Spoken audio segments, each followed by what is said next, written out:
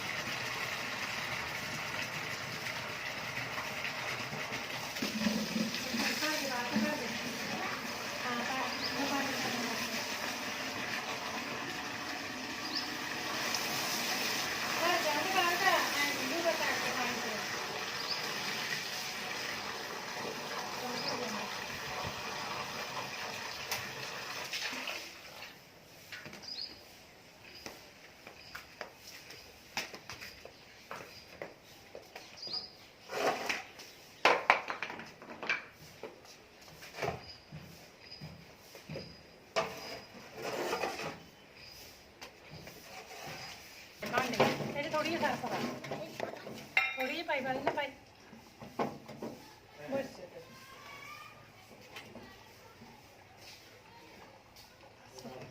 है इधर के उधर करे। अच्छा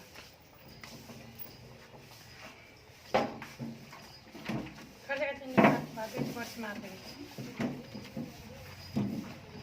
सरफ ना भाई टोली पाल तू पता पानी की ना लाई सरफ वाली ना पता हजे नहीं ਉਹਦੇ ਚ ਇੱਕ ਚਮਚਾ ਪਾ ਦੇ, ਉਹਨੂੰ ਵੀ ਧੋ ਦੇਣਾ।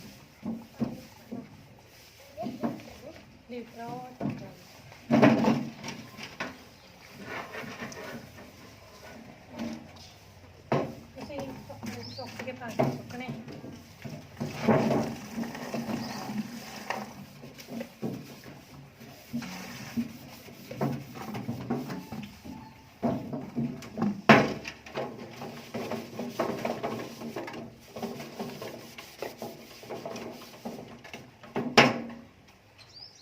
लीटर च पावा झग वाला पानी उत्तों धो दूँ ये इतने रख ना खाली खाली खाली थले रख बाहली ना सर्फ पा पुत्त एवं खराब ना करे बाहली सारी बस पता धो धोना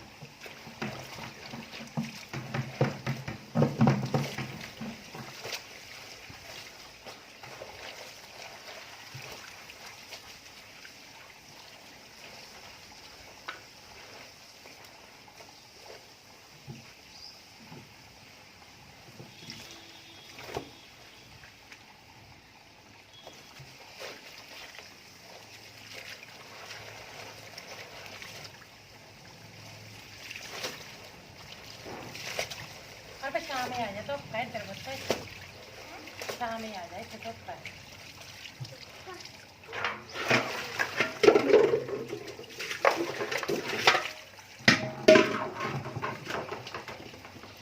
ला वो गट्टे करेगा नेड़े, चाके करी मम्मा ने नेड़े धो दे, तेन नमाऊंगी चंगा। सारे गट्टे उरे नेड़े कर, थोड़ी जिहा धो दे, साइकल भी धो ली कोई नहीं, उत्ते ना सिट इधर, मतलब इत्थे रख दे, मूरे मूरे पानी चप टिजी।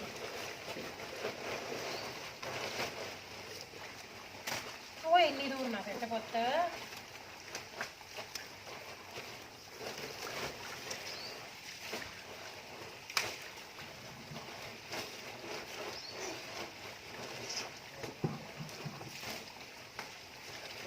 ये तो पूरी धोने की बस, इसे खराक जी चल निकल जूगी, साम देंगे धो के है ना, खराक